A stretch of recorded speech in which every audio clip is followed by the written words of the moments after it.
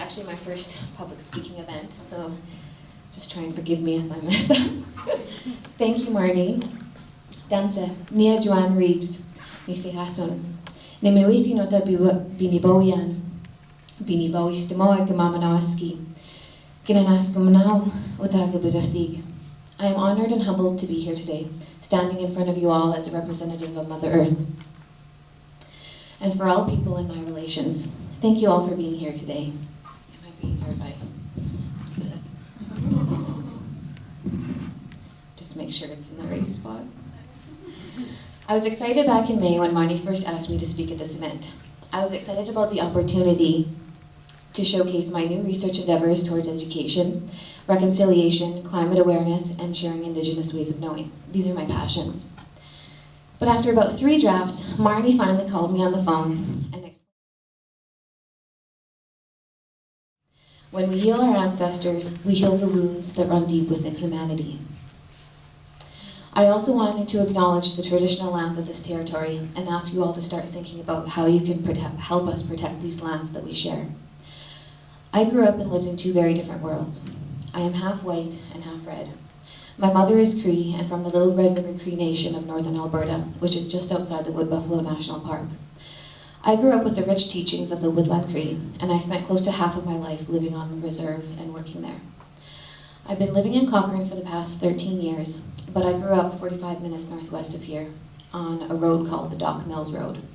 My grandfather was Dock Mills, and my father is a 5th generation Canadian. Both my grandfathers were healers, one a medical doctor and one an Indigenous elder. My Muslim Julian Ribbonleg is an important community elder, and he is one of the lucky ones who did not attend residential school. And this is why the culture is so rich in my family. His mother had a vision before the missionaries came about people in white, and before the missionaries could take her children away, she hid in the bush, and she hid there for many years. And my Muslim never attended residential school. My Guchum, however, Mary Louise Ribbonleg, was a residential school survivor. She never discussed the residential school. We were super close, and people would often mistake us for one another, and my nickname was Little Guchum. My Guchum has now passed on, and it will be 5 years in August. Before she left this world, she did her best to teach and pass on what she knew. She and my mother taught me many things: herbology, trapping, hunting, skinning, cutting wee ass, teepee making, moccasin making, traditional tea dancing, and the list goes on. I've been fortunate to have many amazing and strong women in my life. I have dedicated my research and my work towards my Guchum's loving memory and the rest of the survivors and children who did not make it.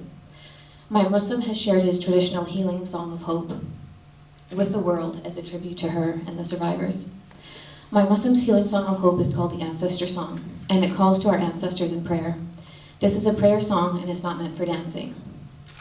I was really lucky to have grown up with a culture and opportunities that allowed me to explore my connection with Mother Earth.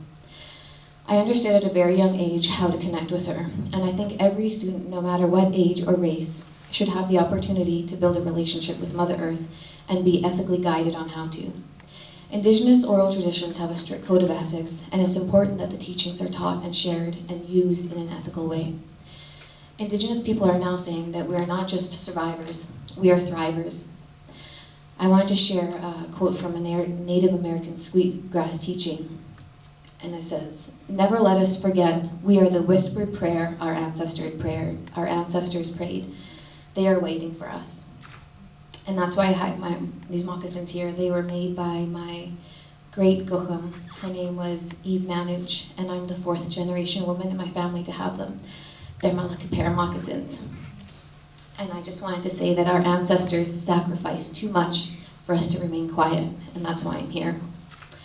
I'm here to encourage you to seek out Indigenous friends and educators.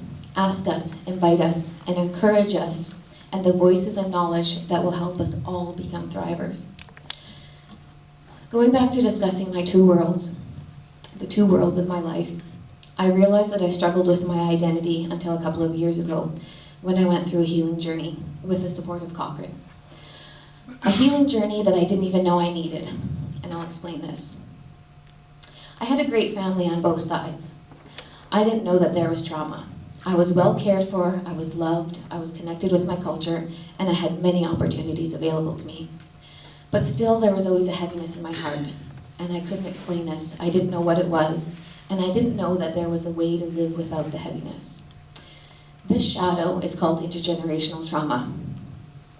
My healing journey was, and still is, being supported through Cochrane Community Yoga, Cochrane Parent Link, and Cochrane Family Chiropractic. I'm not standing here saying I'm fully healed and perfect.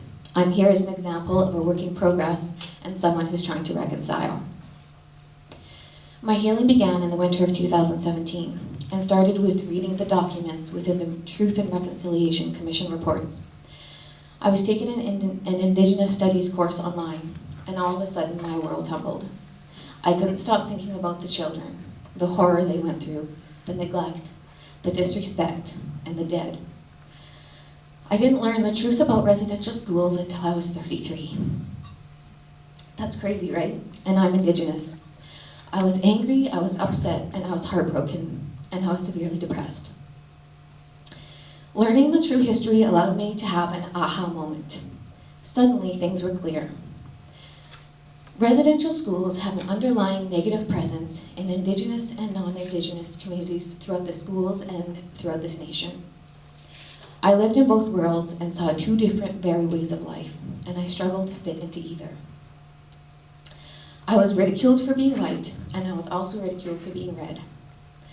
I grew up with a lot of racism, and this is confusing for a child and contributed to a loss of my identity. I spent most of my life hiding that I was Indigenous. I wouldn't tell new people that I met, and I went through all of my college and university years hiding my true background because I didn't want to be treated differently. I'm not sure if I ever told my family this, but as I said, I grew up in a good family, and I did not want to hurt them. My identity shame did not come from my family. Going back to my self-reflection and aha moment, I had to think hard about why I was ridiculed and treated differently for being Indigenous, and also treated a bit differently for being white by my Indigenous peers. My most traumatic experiences with bullying and racism came when I was a child. Canadians need to change their view and begin to develop relationships where this type of behavior is unacceptable.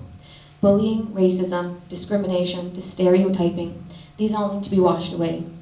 We are a multicultural nation, and everyone, no matter what race, age, gender, or culture, we all have equal rights.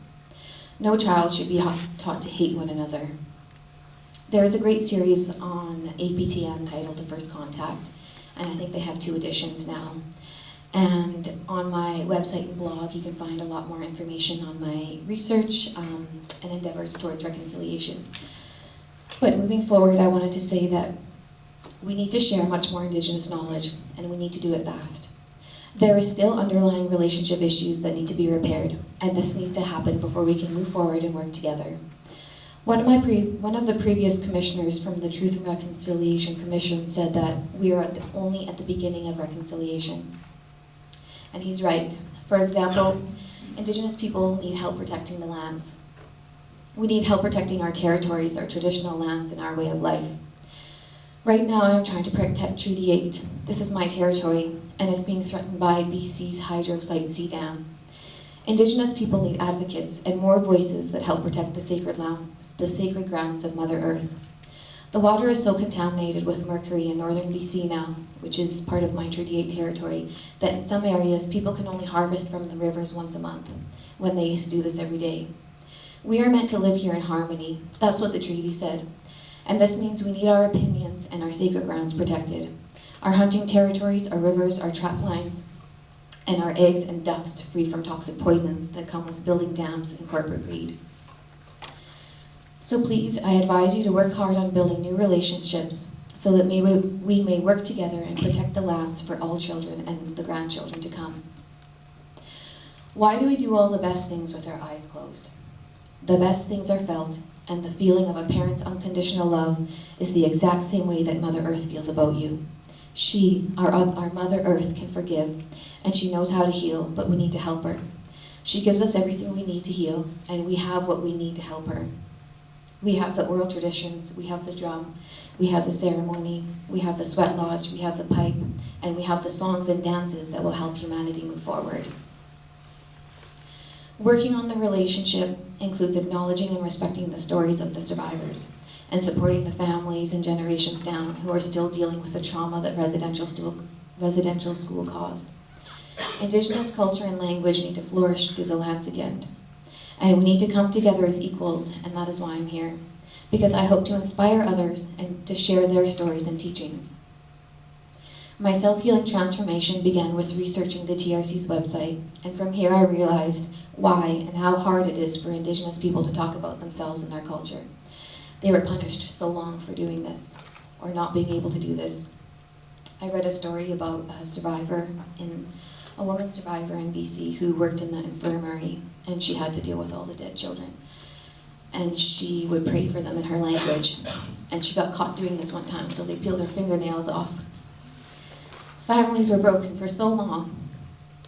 And children, just little children, fought for their lives in these schools that were intended to wipe out the culture. Michaelholm was a survivor, and she never beat or mistreated her children. But trauma has no face, and can be carried in the cells and the genes of the survivors. This is called intergenerational trauma. Rebuilding a broken relationship involves openness, so I encourage you to open the dialogue and seek out Indigenous knowledge keepers.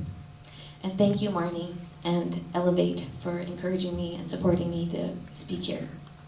And as I said, if you'd like more information about me, you can check out my website at www.moccasinteachings.com. Thank you.